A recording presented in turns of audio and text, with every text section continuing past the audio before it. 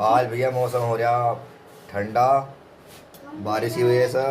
तो अब जो हम बना रहे हैं देखो, आलू प्याज की पकौड़ी, बेसन मिला लिया इसमें, मिक्स कर लिया। हाँ, और हल्दी थोड़ी सी, हरी मिर्च, वो लाल मिर्ची डाल दी इसमें पाउडर, नमक, और इधर बन रही गर्मा गर्म चाय। ये चाय के साथ पकौड़े खाएंगे भाई। अब जाम गर्मा गर्म चाय, गर्मा गर्म पकौड़ी, और ये बच्चे भी तैयार खड़े हैं सॉस के साथ खाने के लिए। सॉस भी ले आए हैं।